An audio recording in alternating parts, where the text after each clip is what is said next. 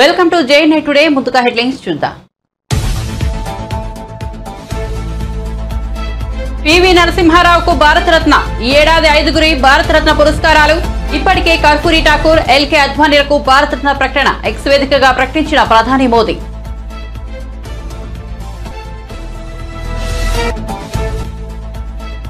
ఢిల్లీ పర్యటనకు వెళ్లిన AP CM Jagan పార్లమెంటులోని ప్రధాని కార్యాలయంలో మోదీతో భేటీ. దాదాపు గంటన్నర పాటు సాగిన సమావేశం అనంతరం నిర్మలా సీతారామన్ను కలిసిన సీఎం జగన్.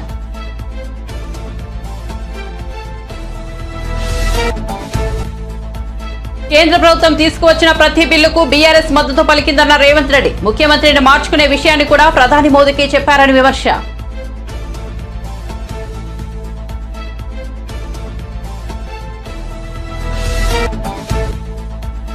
తెలంగాణ అసెంబ్లీలో ఆటో డ్రైవర్ల సమస్యలపై వాడివేడి చర్చ. మహిళలు బస్సులో ఉచితంగా తిరిగితే మీకేంటి సమస్య అని ప్రశ్నించిన మంత్రి సీతక్క.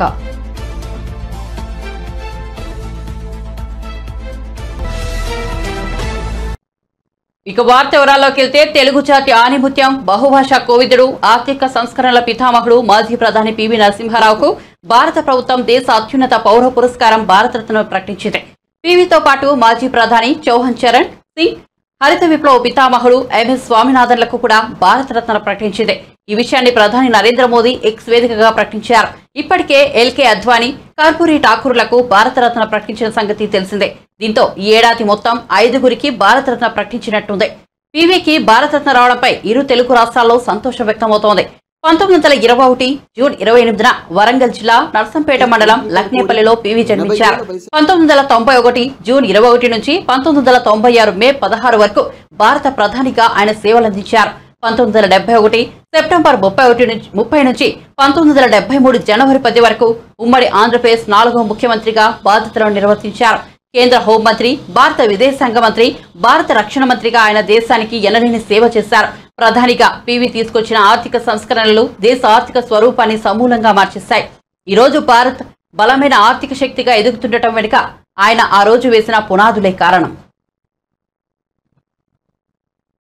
మాజీ ప్రధాని, తెలుగు జాతి ముద్దుబిడ్డ పివి నరసింహారావుకు భారత ప్రభుత్వం అత్యున్నత పౌర పురస్కారం భారతరత్న ప్రకటించిన సంగతి తెలిసిందే. ఈ నేపథ్యంలో బీఆర్ఎస్ అధినేత కేసీఆర్ సంతోషాన్ని వ్యక్తం చేశారు. తెలంగాణ బిడ్డ, భారత మాజీ ప్రధాని పివి నరసింహారావు గారికి దేశ అత్యున్నత పురస్కారం భారతరత్న దక్కడం సంతోషకరమని ఆయన పేర్కొన్నారు. ఈ పురస్కారం తెలంగాణ ప్రజలకు దక్కిన గౌరవమని చెప్పారు. పివికి భారతరత్న ప్రకటించాలని బీఆర్ఎస్ పార్టీ చేసిన డిమాండ్ను గౌరవించి ఆయనకు భారతరత్న ఇవ్వడం పట్ల కేంద్ర ప్రభుత్వానికి ధన్యవాదాలు తెలిపారు.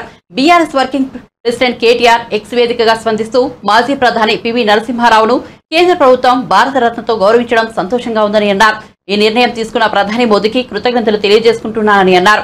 కేసీఆర్ నేతృత్వంలోని తెలంగాణ ప్రభుత్వం పివి శతాబ్ది ఉత్సవాలను నిర్వహించినప్పటి నుంచి ఆయనకు భారతరత్న ఇవ్వాలని కేంద్ర ప్రభుత్వాన్ని తాము డిమాండ్ చేస్తూనే ఉన్నామని పేర్కొన్నారు. భారత మాజీ ప్రధాని పివి నరసింహారావుకు మరణానంతరం భారతరత్న ప్రకటించడంపై టీడీపీ జాతీయ అధ్యక్షుడు చంద్రబాబు నాయుడు సంతోషం వ్యక్తం చేశారు.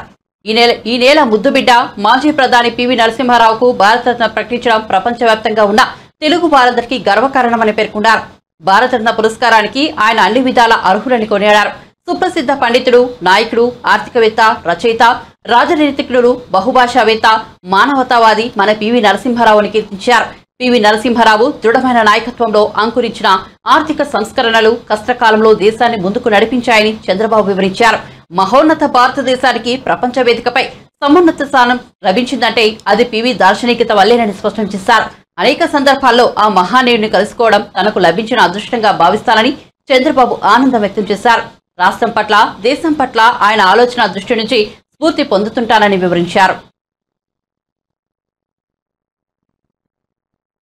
దివంగత మాజీ ప్రధాని పివి నరసింహారావుకు కేంద్ర ప్రభుత్వం భారత అత్యున్నత పౌర పురస్కారం భారతరత్నను ప్రకటించింది. ఈ ప్రకటనపై పివి కూతురు బీఆర్ఎస్ ఎమ్మెల్సీ సురభి వాణిదేవి హర్షం వ్యక్తం చేశారు. అసెంబ్లీ మీడియా పాయింట్ వద్ద ఆమె మాట్లాడుతూ పివికి భారతరత్న ఇవ్వడం ప్రధాని నరేంద్ర మోదీ సంస్కారానికి నిదర్శనమన్నారు. పార్టీలకు అతీతంగా పివి సేవలను ప్రధాని మోదీ గుర్తించారని వ్యాఖ్యానించారు. తన తండ్రికి భారతరత్న ఇవ్వడంతో ఆ పురస్కారానికి విలువ పెరిగిందన్నారు. పివి నరసింహారావు ప్రధానిగా బాధ్యతలు చేపట్టే నాటికి దేశం ఆర్థికంగా సంక్షోభంలో ఉందని గుర్తు చేశారు. సమస్యలకు శాశ్వత పరిష్కారాన్ని పివి ఆలోచించారన్నారు. భయం, మొహమాటం లేకుండా ప్రజల సంక్షేమమే ధ్యేయంగా జీవించారని పేర్కొన్నారు.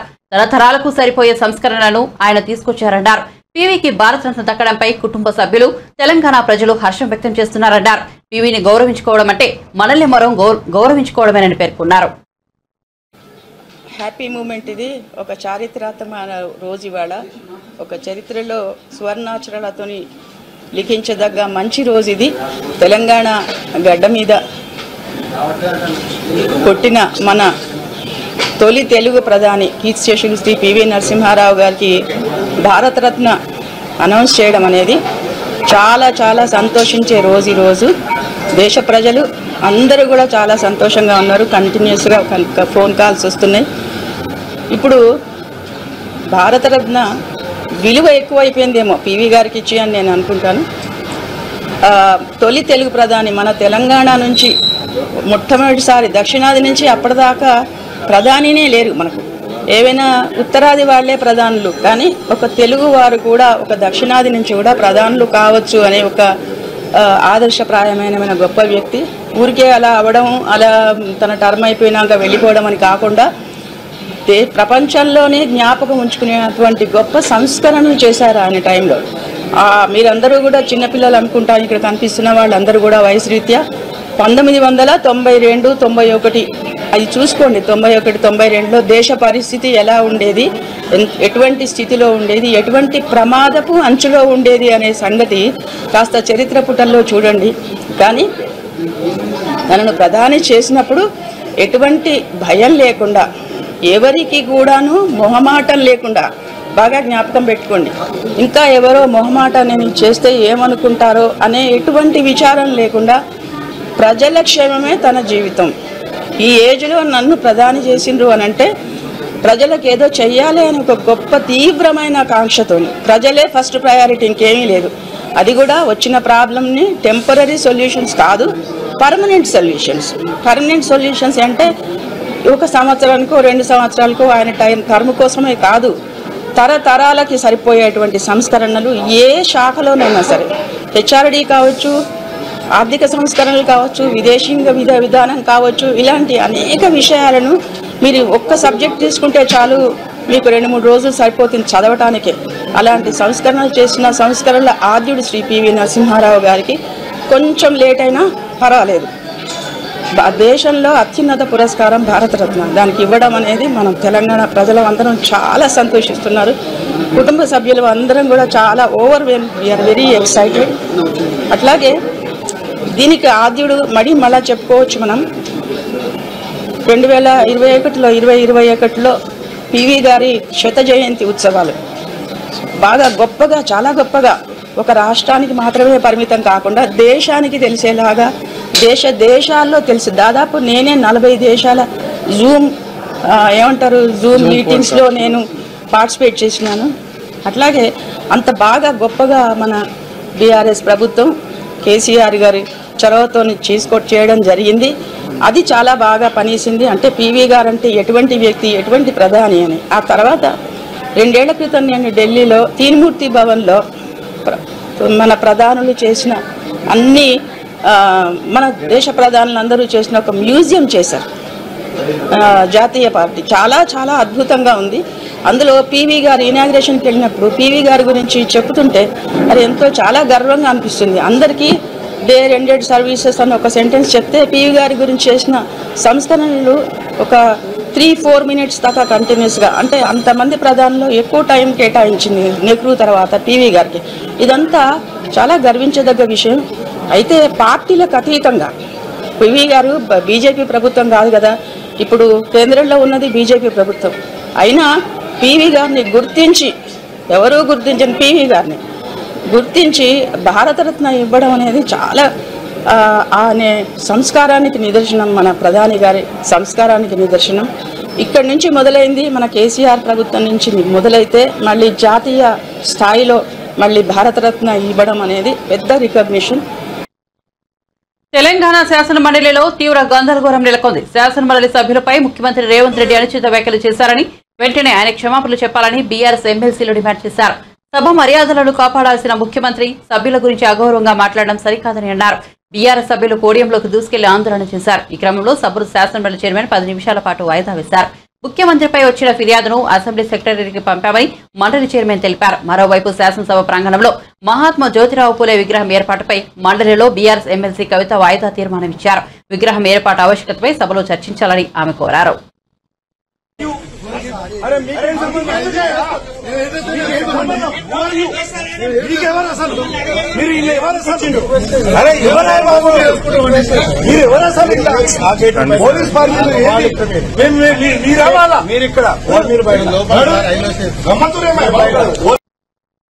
బీఆర్ఎస్ అధినేత కేసీఆర్ కొన్ని విషయాలను ఆ పార్టీ నేతలకు చెబుతారు, మరికొన్నింటిని దాచిపెడతారని సీఎం రేవంత్ రెడ్డి అన్నారు. అసెంబ్లీలో గవర్నర్ ప్రసంగానికి ధన్యవాదాలు తెలిపే తీర్మానం సందర్భంగా ముఖ్యమంత్రి మాట్లాడారు. 10 ఏళ్లుగా కేంద్రంలోని బీజేపీ ప్రభుత్వానికి బీఆర్ఎస్ అండగా నిలిచిందని విమర్శించారు. కేంద్ర ప్రభుత్వం తీసుకొచ్చిన ప్రతి బిల్లుకు బీఆర్ఎస్ మద్దతు పలికిందన్నారు. ఆ 2 పార్టీల నేతలు కలిసి పలుమార్లు చర్చించుకున్నారన్నారు. ముఖ్యమంత్రిని మార్చుకునే విషయాన్ని కూడా ప్రధాని మోదీ ఇక్కడికి వచ్చి చెప్పారన్నారు. ముఖ్యమంత్రులను మార్చుకోవడం మీ అంతర్గత విషయం, కానీ దీనిని కూడా మోదీ చెప్పారంటే బీఆర్ఎస్ బీజేపీ ఫెవికాల్ బంధం తెలుస్తోందన్నారు. కానీ ఈ విషయం ఇతర బీఆర్ఎస్ నేతలకు తెలియదేమో అన్నారు. 2014 నుంచి 2023 చివరి వరకు పార్లమెంట్లో ఏ సందర్భంలో అయినా ఎన్డీఏకు బీఆర్ఎస్ మద్దతు పలికిందన్నారు. నుంచి బహిష్కరించడం జరిగింది. ఆ సందర్భంగా ఎమ్మెల్యేలు ఏం చెప్పిందంటే, అయ్యా మీ అల్లుడు గారే మమ్మల్ని ఇక్కడ ఓటేయమని చెప్తే మేము పోయి అక్కడ ఓటేసినాము, ఓటేయమన్నా మీ అల్లుడినేమో ఇంట్లో పెట్టుకున్నావు, మమ్మల్ని పార్టీ నుంచి ఎట్లా బహిష్కరిస్తామని వాళ్ళు మాట్లాడడంతో తిరిగి 2014లో వారికి టికెట్లు ఇవ్వడం జరిగింది. నెంబర్ 1. నెంబర్ 2, 2014 నుంచి 2023 వరకు పార్లమెంటులో ఏ సందర్భం వచ్చినా అధికారికంగా అక్కడ రికార్డులు ఉన్నాయి. కావాలంటే వారి పెద్దలు పోచారం శ్రీనివాసరెడ్డి గారు, నామ నాగేశ్వరరావు గారికో లేకపోతే కేశవరావు గారికో వారు అడిగితే ఎన్ని బిల్లులు వచ్చినప్పుడు లోక్సభలో కానీ రాజ్యసభలో కానీ వారు ఎవరి పక్షాన నిలబడి ఎవరికి మద్దతు పలికినరో అక్కడ సజీవంగా సాక్ష్యాలు ఉంటాయి. 3 తలాక్ కావచ్చు, 370 ఆర్టికల్ కావచ్చు, రైతు వ్యతిరేక నల్ల చట్టాలు కావచ్చు, జీఎస్టీ కావచ్చు, నోట్ల రద్దు కావచ్చు, ఇట్లా చెప్పుకుంటూ వెళ్తే కొన్ని వందల బిల్లులు లోక్సభలో రాజ్యసభలో వచ్చినప్పుడు టిఆర్ఎస్ పార్టీ స్పష్టంగా ఒక సందర్భంలో రాజ్యసభ సభ్యుడు అక్కడ బిల్లు ఉన్నదంటే ప్రత్యేకమైన విమానం వేసుకొని పోయి మోడీ గారికి అనుకూలంగా ఓటేయడం జరిగింది. Bharatiya Janata party, BRS, BJP ఒకే రకమైన ఆలోచన విధానంతో గత 10 సంవత్సరాలు ప్రభుత్వాలను కలిసి నడుపుకున్నారు. వాళ్ళిద్దరు కలిసి చర్చించుకున్నారు. ఇంతెందుకు వాళ్ళ పార్టీ అంతర్గత విషయం ముఖ్యమంత్రి గారిని మార్చాలని ఇక్కడ చాలా మంది మాజీ మంత్రులు చంద్రశేఖరరావు గారిని దించేసేయాలి, తారక రామారావు గారిని ముఖ్యమంత్రిని చేయాలని చెప్పి ఆ మంత్రివర్గంలో ఉన్న వాళ్ళే చంద్రశేఖరరావు గారి మీద అవిశ్వాసం ప్రకటించి తారక రామారావు గారిని ముఖ్యమంత్రిని చేయండి అని వాళ్ళు మాట్లాడినరు. వాళ్ళందరూ ఒత్తిడి తట్టుకోలేక చంద్రశేఖరరావు గారు వెళ్ళి నరేంద్ర మోడీ ప్రధానమంత్రిని కలిసి నేను అక్కడి నుంచి మా వాళ్ళు తప్పుకోమంటుండ్రు, తప్పుకుంటా తారక రామారావు గారిని తెలంగాణ రాష్ట్రానికి ముఖ్యమంత్రిని చేస్తా, మీరు నాకు అనుమతి ఇవ్వమని అడిగినరని, నేను వారసత్వ రాజకీయాలు లేకపోతే రాచరికాలను నేను సమర్థించను, నేను వ్యతిరేకిస్తున్నా, అది ఎలా సాధ్యమో అని నేను చంద్రశేఖరరావును నిలదీసినని భారత ప్రధానమంత్రి తెలంగాణ రాష్ట్రానికి వచ్చినప్పుడు స్పష్టంగా ప్రకటన చేసిండు. ఇప్పుడు పెద్దలు శ్రీనివాసరెడ్డి గారిని నేను అడుగుతున్నా, మీకు ఎలాంటి సంబంధాలు లేకపోతే, అనుబంధం లేకపోతే, ఆయన అనుమతితోనే మీరు నిర్ణయాలు తీసుకోకపోతే మీ పార్టీ అంతర్గత వ్యవహారం ముఖ్యమంత్రిని మార్చుకోవడం అనేది, అట్లాంటి విషయం కూడా మోడీ గారి అనుమతిని అడిగిందంటే మీ బంధం ఫెవికల్ బంధం. ఒకవేళ మీకు కేసీఆర్ గారు చెప్తుండ్రో లేదో వాస్తవాలు ఒక్కసారి ఇప్పుడు నేను చెప్పిన చరిత్రను మొత్తము వారు తెలుసుకోవాల్సిందిగా నేను కోరుతున్నా. మీకు కొన్ని చెప్తాడు, కొన్ని దాస్తాడు. కాబట్టి దాసినై మీకు ఒకవేళ ఎప్పుడైనా ఢిల్లీ పర్యటనకు వెళ్లిన ఏపీ సీఎం జగన్ ప్రధాని నరేంద్ర మోదీతో భేటీ అయ్యారు. ప్రధానికి శాల్వా కప్పి సత్కరించారు. ఆయనకు వెంకటేశ్వర స్వామి ప్రతిమను బహూకరించారు. ప్రధానితో సీఎం జగన్ సమావేశం దాదాపు గంటన్నర పాటు సాగింది. విభజన హామీలు, ఏపీకి రావాల్సిన పెండింగ్ నిధులు, తాజా రాజకీయ పరిణామాల గురించి సీఎం జగన్ ప్రధాని మోదీతో చర్చించినట్టు తెలుస్తోంది. ఈ సమావేశానికి పార్లమెంట్లోని ప్రధాని కార్యాలయం వేదికగా నిలిచింది. ప్రధానితో సమావేశం అనంతరం సీఎం జగన్ పార్లమెంట్లోని ఆర్థిక శాఖ కార్యాలయానికి వెళ్లారు. అక్కడ కేంద్ర ఆర్థిక శాఖ మంత్రి నిర్మలా సీతారామన్ కలిశారు. రాష్ట్రానికి రావాల్సిన నిధులు, పెండింగ్ బకాయిల గురించి చర్చించారు.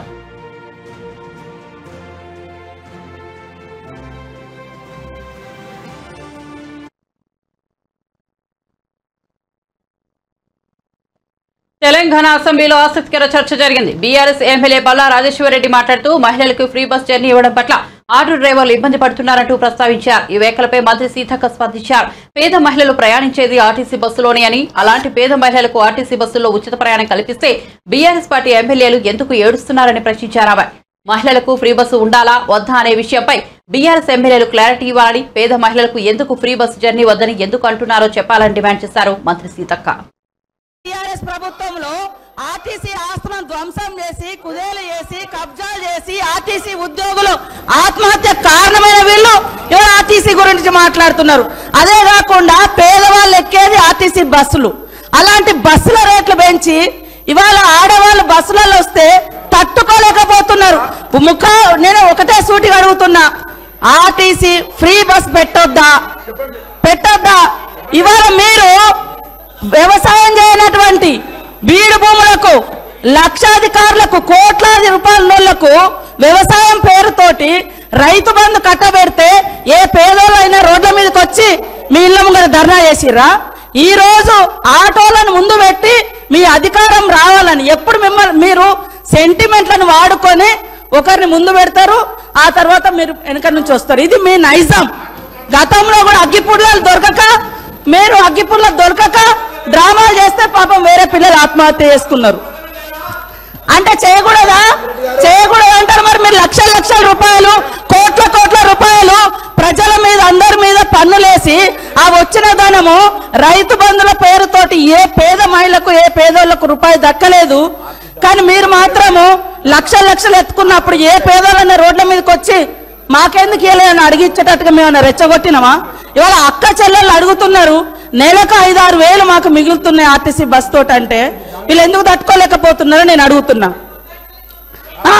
మరి ఎక్కడ ఏం దొరకనట్టుగా అదే మాట్లాడుతున్నారు. మొత్తం వీళ్ళు అన్ని తీసేయండి. కాబట్టి ఆర్టీసీ బస్సులలో మహిళలు ప్రయాణం చేస్తే మీకేం ప్రాబ్లం? కేంద్ర హోంమంత్రి అమిత్ షాతో టీడీపీ అధినేత చంద్రబాబు నాయుడు భేటీ కావడంపై వైసీపీ నేతలు విమర్శలు గుప్పిస్తున్నారు. ఎన్నికల్లో జగన్ ను ఎదుర్కోలేక పవన్ ను బీజేపీని చంద్రబాబు తీసుకొస్తున్నారని ఎద్దేవా చేశారు. ఏపీకి బీజేపీ ఏం చేసిందో చెప్పాలని డిమాండ్ చేశారు. ప్రత్యేక హోదా ఇచ్చిందా? పోలవరం పూర్తి చేసిందా? కడప స్టీల్ ప్లాంట్ కట్టిందా? రైల్వే జోన్ ఇచ్చిందా అని ప్రశ్నించారు. అమరావతి కోసం దోసెడు మట్టి, చెంబుడు నీరు ఇచ్చారని కేంద్ర ప్రభుత్వంపై పేర్నినాని విమర్శలు గుప్పించారు. రాష్ట్రానికి చేసిన పాపాలకు చంద్రబాబు, బీజేపీ క్షమాపణలు చెబుతారా అని ప్రశ్నించారు. లేదా సిగ్గు ఎగ్గు లేకుండా జనం మధ్యకు వస్తారా అని అన్నారు. అధికారం కోసం చంద్రబాబు ఏ గడ్డైనా కరుస్తారని తీవ్ర వ్యాఖ్యలు చేశారు. భార్య పిల్లలు లేని వ్యక్తి మోదీ అని చంద్రబాబు తిట్టారని, ఇప్పుడు ఆయనతో కలిసి పోటీ చేయడంపై ప్రజలకు సమాధానం చెప్పాలని డిమాండ్ చేశారు. నాయుడు గారు భారతీయ జనతా పార్టీ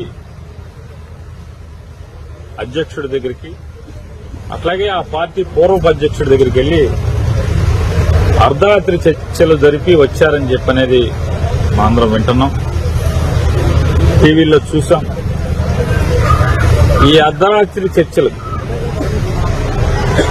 ప్రభుత్వంతో జరిపారంటే ఎవరికి అభ్యంతరం ఉండదు, భారత ప్రభుత్వంతో నడిపారంటే. కానీ ఒక రాజకీయ పార్టీతో అర్ధరాత్రి చర్చలు జరపడం వెనక అంటే 5 ఏళ్ల క్రితం 2014లోనేమో భారతీయ జనతా పార్టీ దేశానికి చాలా అవసరం, ఈ రాష్ట్రం బాగుపడాలంటే భారతీయ జనతా పార్టీతో కలిసి వెళ్లాలని చెప్పి మాట్లాడు, వాళ్ళతో చట్టాపట్టాలు వేసుకుని 4 ఏళ్లు వీళ్ల ప్రభుత్వంలో వాళ్ళు, వాళ్ళ ప్రభుత్వంలో వీళ్లు కలిసి కాపురం చేసి చివరి 6 నెలల్లో ఈ రాష్ట్రానికి మోడీ ద్రోహం చేశాడు, ఈ రాష్ట్రానికి బీజేపీ పార్టీ ద్రోహం చేసింది. ప్రత్యేక హోదా ఇవ్వలేదు, మరి అది ఇవ్వలేదు, ఇది ఇవ్వలేదు, ఏం చేయలేదు, పోలవరానికి సరిగ్గా డబ్బులు ఇవ్వలేదు, ఇట్లాంటివన్నీ కూడా మాట్లాడి బూతులు తిట్టినటువంటి వ్యక్తి. నాకు భార్య ఉంది, నాకు కొడుకున్నాడు, నాకు మనవడున్నాడు, కానీ మోడీకి ఎవరున్నారు? భార్య లేదు, కుటుంబం లేదు. కుటుంబం లేనోడు నాతో పోటీనా? ఏం చేస్తాడు? ఈడీ ఉంది, ఈడీతో బెదిరిస్తావా? బడ్జెట్ సమావేశాల నేపథ్యంలో బీఆర్ఎస్ ఎమ్మెల్యేలు, ఎమ్మెల్సీలు ఆటోలో అసెంబ్లీకి తరలి వెళ్లారు. ఆటో డ్రైవర్ల విషయంలో కాంగ్రెస్ ప్రభుత్వ వైఖరి నిరసనగా ఈ కార్యక్రమం చేపట్టారు. హైదర్గూడ ఎమ్మెల్యే క్వార్టర్స్ నుంచి అసెంబ్లీ వరకు ప్రయాణించారు. ఆటో కార్మికులను ప్రభుత్వం ఆదుకోవాలని ప్రకటనలు ప్రదర్శించారు. 6.5 లక్షల మంది రోడ్డును పడ్డారని, వారికి నెలకు 10,000 ఇవ్వాలని మాజీ మంత్రి సిద్దిపేట ఎమ్మెల్యే హరీష్ రావు డిమాండ్ చేశారు. మరణించిన ఆటో కార్మికుల కుటుంబాలకు 10 లక్షల పరిహారం అందించాలని కోరారు. రాష్ట్రంలో కాంగ్రెస్ పార్టీ అధికారంలోకి వచ్చిన తర్వాత ఆటో డ్రైవర్ల జీవితాలన్నీ కూడా రోడ్డు మీద పడ్డాయి. ఇవాళ ఆటో కార్మికులు ఇప్పటి వరకు ఈ 2 నెలల కాలంలో 21 మంది ఆటో కార్మికులు ఆత్మహత్య చేసుకున్నారు. ప్రభుత్వం ఉచిత బస్సు ప్రయాణాన్ని ప్రారంభించడం మంచిదే, దాన్ని మేము ఆహ్వానిస్తూ ఉన్నాం. అయితే ఆటో కార్మికుల్ని కూడా ఈరోజు కాపాడుకోవాల్సిన బాధ్యత ప్రభుత్వం మీద ఉంది. రాష్ట్రంలో 6,50,000 మంది ఆటో కార్మికులు ఈఎంఐలు కట్టలేక మరి ఎంతో మంది ఉపవాసాలు ఉన్నటువంటి పరిస్థితి ఉంది. ఈ చనిపోయిన ఆటో కార్మికుల కుటుంబాలకు ఒక్కొక్కరికి 10 లక్షల రూపాయల ఎక్స్గ్రేషియా ఇవ్వాలని, రేపు ప్రవేశపెట్టే బడ్జెట్లో ఆటో కార్మికులకు నెలకు 10,000 రూపాయల జీవన భృతి కల్పించే విధంగా బడ్జెట్లో పొందుపరచాలని డిమాండ్ చేస్తూ బీఆర్ఎస్ పార్టీ ఎమ్మెల్యేలము ఎమ్మెల్సీలము ఇవాళ ఆటోల్లో మేము అసెంబ్లీకి బయలుదేరుతా ఉన్నాం. ఇవాళ ఆటో కార్మికుల కోసము 6,50,000 ఆటో కార్మికులకి మద్దతుగా ఇవాళ బీఆర్ఎస్ పార్టీ కేసీఆర్ గారి నాయకత్వంలో ఇవాళ అందరం కూడా పెద్ద ఎత్తున అసెంబ్లీకి అందరం ఎమ్మెల్యేలము ఎమ్మెల్సీలను కలిసి అసెంబ్లీకి పోతా ఉన్నాం. ఖచ్చితంగా ఈ వచ్చే బడ్జెట్ సెషన్లో ఖచ్చితంగా ఈ ఆటో వాళ్ళందరికీ కూడా ప్రత్యేకంగా నెలకి 10,000 రూపాయలు ఇవ్వాలి. ఆ చనిపోయిన 21 మంది ఆటో కుటుంబాలందరికీ కూడా ఎక్స్గ్రేషియా 10 లక్షల రూపాయలు ఇవ్వాలని మేము డిమాండ్ చేస్తా ఉన్నాం. జై Telangana. India Today C voter 3 observation సర్వేలో టీడీపీకి 17 లోక్సభ స్థానాలు, వైసీపీకి 8 లోక్సభ స్థానాలు వస్తాయని పేర్కొనడం తెలిసిందే. దీనిపై టీడీపీ పొలిట్ బ్యూరో సభ్యుడు బోండా ఉమా స్పందించారు. జాతీయ మీడియాలో వచ్చిన సర్వేతో వైసీపీ దుకాణం బంద్ అంటూ వ్యాఖ్యానించారు. చంద్రబాబు అమిత్ షా భేటీతో వైసీపీ వర్గాల్లో వణుకు పుడుతోందని ఎద్దేవా చేశారు. రాబోయే ఎన్నికల్లో 60% ఓటు బ్యాంకుతో టీడీపీ జనసేన కూటమి క్లీన్ స్వీప్ చేయబోతోందని బోండా ఉమా స్పష్టం చేశారు. జగన్ దెబ్బకు అసెంబ్లీ నుంచి మంత్రులు, వైసీపీ ఎమ్మెల్యేలు పారిపోతున్నారని వ్యంగ్యం ప్రదర్శించారు. 60% పైన ఓట్లతో clean sweep Janasena Telugu Desam party కూటమి చేయబోతా ఉంది. ఇవాళ దానికే తాడేపల్లిలో పునాదులు కదులుతూ ఉన్నాయి. చివరి సమావేశాలు పెట్టాడు జగన్మోహన్ రెడ్డి, 4 రోజుల సమావేశాలు అసెంబ్లీలో. కనీసం పట్టుమని 20 మంది ఎమ్మెల్యేలు లేరు. కనీసం 26 మంది మంత్రులు ఉంటే 26 మంది మంత్రులు 3-4 తప్పితే అసెంబ్లీలో ఆ బడ్జెట్ ప్రవేశపెట్టినటువంటి పెట్టగదల మంత్రి లేదంటే ఇంకొక 2 వీళ్ళు తప్పితే మంత్రులు కూడా లేరంటే 26 మంది మంత్రులు వాళ్ళు వచ్చిన వైసీపీకి మరి కనబడేవాళ్ళు సంఖ్య. వాళ్ళు కూడా రాలేదు అసెంబ్లీ కంటే ఇంకా జగన్మోహన్ రెడ్డి మొహం చూస్తానికి వైసీపీ ఎమ్మెల్యేలకు కానీ మంత్రులకు కానీ రాష్ట్రంలో ప్రజలకు కానీ ఇంకా నీ పని అయిపోయింది జగన్మోహన్ రెడ్డి అని నీ సొంత పార్టీ వాళ్ళు చెప్తా ఉన్నారు. మేం కాదు, జాతీయ స్థాయిలో సర్వేలు చెప్తున్నాయి, ప్రజలు చెప్తున్నారు, mood of the state public చెప్తా ఉంది. దాన్నే సర్వేల్లో ఇండియా టుడే సి ఓటరు, గతంలో వీళ్ళు ఇదే ఇండియా టుడే సి ఓటరు అలాగే వాళ్ళ టీంలు 2019లో వైసీపీ అధికారంలోకి వస్తామని చెప్పారు వీళ్ళు. ఆ రోజు మేము అధికారులు ఉన్నాం, తెలుగుదేశం అధికారులు ఉన్నప్పుడు ఇదే జాతీయ సర్వే సంస్థలు ఆంధ్రప్రదేశ్లో సర్వే చేసినప్పుడు వైసీపీ అధికారంలోకి రాబోతా ఉంది. ఇదిగోండి వైసీపీ క్లీన్ స్వీప్ అని 2019లో వాళ్ళు ఇచ్చినటువంటి జాతీయ స్థాయి సంస్థలు ఇచ్చినటువంటి సర్వే. ఇవాళ సాక్షి పత్రిక, ఈరోజు సాక్షి పత్రిక పేపర్ ఇది, సి ఓటర్కి నేతి బీర సర్వే అంటే వైసీపీ గెలుస్తుందంటేనేమో సూపరాళ్ళు, లేకపోతేనేమో పాపరు. ఈ విధంగా సజ్జల రామకృష్ణారెడ్డి, ఎందుకంటే ఈ సలహాదారులు మరి 140 కోట్లు సజ్జల రామకృష్ణారెడ్డి మేసేశాడు.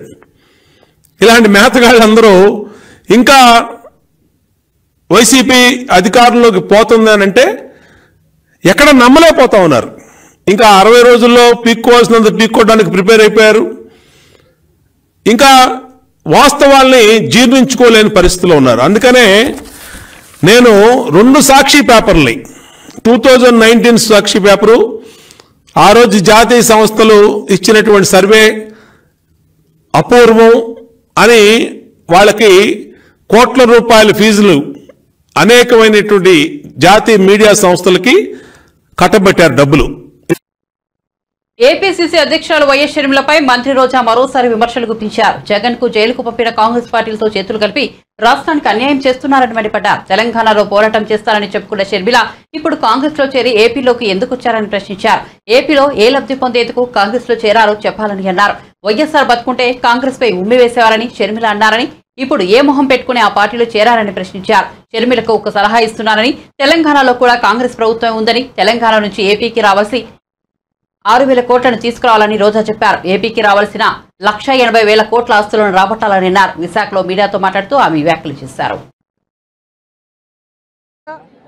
అలాగే క్రీడాకారుల ద్వారా జగనన్నకి వీరందరి తరఫున కృతజ్ఞతలు తెలియజేసుకుంటున్నాను. సో ఇది చూసి కడుపు మంటతో ఏడ్చే పచ్చ ఛానళ్ళు ఈ మధ్య చూశాను. జగన్మోహన్ రెడ్డి గారి ఫోటో ఎందుకు బ్యాట్స్ మీద అని అడిగారు. ఒక ప్రభుత్వం చేసే కార్యక్రమం మీద ముఖ్యమంత్రి జగన్మోహన్ రెడ్డి గారి ఫోటో కాకుండా దిష్టి బొమ్మ అయిన చంద్రబాబు నాయుడు ఫోటో పెడతారా అని నేను అడుగుతున్నా. గతంలో చంద్రబాబు నాయుడు ముఖ్యమంత్రిగా ఉన్నప్పుడు ఆయన చేసిన వెల్ఫేర్ స్కీమ్స్ కానీ పారిపోయేలాగా తరిమి కొడతారని కూడా ఈ సందర్భంగా తెలియజేసుకుంటున్నా. పారిపోయే ఒకసారి ఆవిడ ఇప్పుడు ఏ పార్టీలో ఉందో ఒకసారి గమనించాలి. ఈ రాష్ట్రాన్ని విడగొట్టింది కాంగ్రెస్. ఈ రాష్ట్రానికి ప్రత్యేక హోదా లేకుండా చేసింది కాంగ్రెస్. ఈ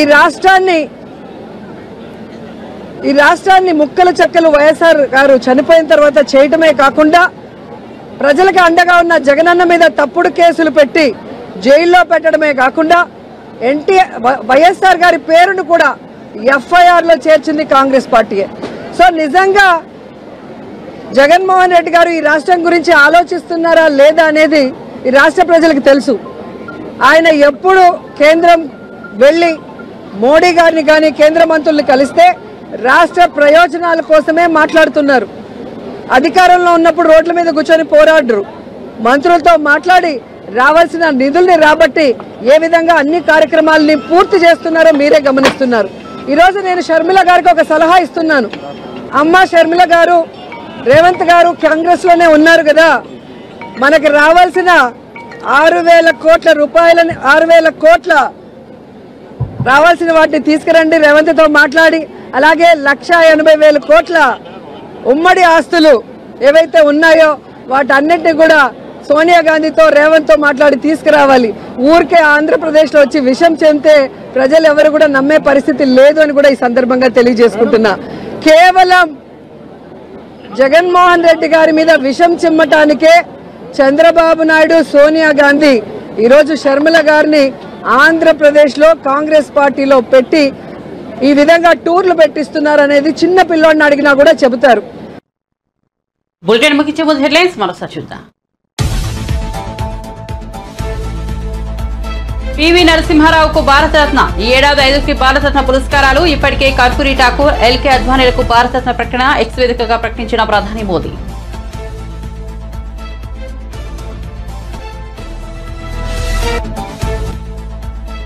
ఢిల్లీ పర్యటనకు వెళ్లిన ఏపీ సీఎం జగన్ పార్లమెంట్లోని ప్రధాని కార్యాలయంలో మోదీతో భేటీ. దాదాపు గంటన్నర పాటు సాగిన సమావేశం అనంతరం నిర్మలా సీతారామన్ను కలిసిన సీఎం జగన్.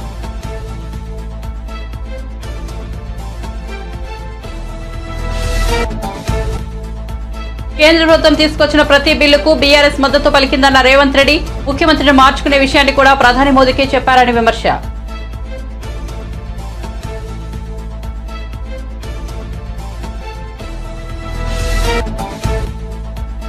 తెలంగాణ అసెంబ్లీలో ఆటో డ్రైవర్ల సమస్యలపై వాడివేడి చర్చ. మహిళలు బస్సుల్లో ఉచితంగా తిరిగితే మీకేంటి సమస్య అని ప్రశ్నించిన మంత్రి సీతక్క.